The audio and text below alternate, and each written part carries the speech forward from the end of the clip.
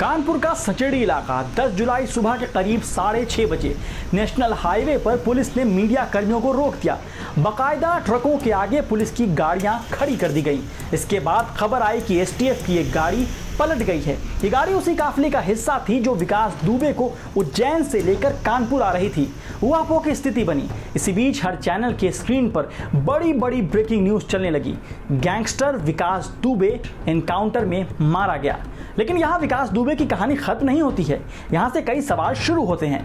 ये वो विकास दुबे था जिस पर 3 जुलाई को कानपुर में 8 पुलिसकर्मियों की हत्या का आरोप है। ये वो विकास दुबे था जो 6 दिन तक पुलिस को चकमा देने के बाद यूपी से दिल्ली और फरीदाबाद से होते हुए उज्जैन पहुंचने के बाद पकड़ा गया और पकड़ते समय चिल्ला रहा था, मैं ही कानपुर वाला विकास दुबे हूं। पुलिस का कहना है कि गाड़ी पलटने के बाद विकास ने पुलिस का हथियार लेकर भागने की कोशिश की और जब उसे सरेंडर करने को कहा गया तो उसने गोली चला दी, जिसके बाद पुलिस ने जवाबी कार्रवाई की। गोली लगने के बाद विकास को कानपुर के हेरिट अस्पताल ले जाया गया, जहां उसकी मौत हो गई। इस दौरान कुछ पुलिस वाले घायल भी हुए। विकास से पहले उसके 5 और साथियों का इनकाउंटर किया जा चुका है।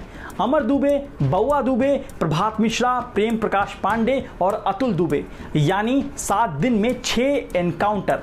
इस एनकाउंटर पर सवाल इसलिए उठ रहे हैं क्योंकि माना जा रहा था कि विकास दुबे के पकड़े जाने से कई बड़े नामों का खुलासा हो सकता है, क्योंकि विकास के रिश्ते राजनेताओं और पुलिस के लोगों से भी थे।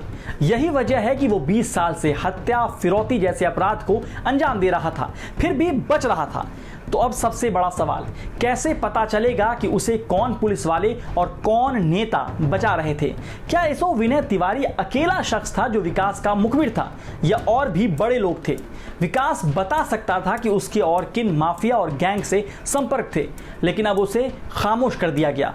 तो ये सब पता चलेगा भी या नहीं? सवाल और भी हैं, जैसे विकास ने हथियार छीनने की कोशिश कैसे की? इतने शातिर अपराधी को क्या हथकड़ी नहीं लगाई गई थी? विकास के एक पैर में दिक्कत थी, शायद गैंग्रीन। तो क्या वो इतना दमखम रखता था कि गाड़ी पलटने के बाद अकेला पुलिस वालों से भिड़ गया और हथियार भी छीन लिए? ये यूपी पुलिस की काबिलियत के बारे में क्या बताता है कि पहले तो विकास का गुर्गा प्रभात मिश्रा हथियार छीनकर भागने की कोशिश करता है और फिर विकास दुबे। संयोग देखिए कि प्रभात मिश्रा के मामले में पुलिस की गाड़ी पंक्चर हो जाती है और विकास के मामले में पलट गई थी। क्या यूपी पुलिस के जवान अपने हथियार भी ठीक से नहीं संभाल सकते? आखिर ऐसा क्यों है कि विकास दुबे को इतने सालों में नहीं पकड़ा गया? फिर यूपी पुलिस उसे 3 जुलाई की मुठभेड़ के बाद भी नहीं पकड़ पाती, उसे एमपी पुलिस पकड़ती है, हालांकि उस पर भी सवाल है। फिर जब उसे विकास को एमपी से यूपी लाने की जिम्मेदारी दी जाती है तो उसमें भी नाकाम होती है। जाहिर है इस कथित एनकाउंटर पर कई सवाल उठ रहे हैं। सियासी पार्टियों ने सुप्रीम कोर्ट की निगरानी में इस एनकाउंटर की जांच कराने की मांग की है। कांग्रेस नेता प्रियंका गांधी ने भी सवाल उठाए हैं। उन्होंने कहा है कि अपराध का अंत हो गया, अपराध और उसको संरक्षण देने वाले लोगों का क्या? दूसरी तरफ मायावती ने लिखा है कि ये जांच इसलिए भी जरूरी है ताकि अपराध और राजनीति के इस गठजोड़ में शामिल लोगों को सजा हो सके।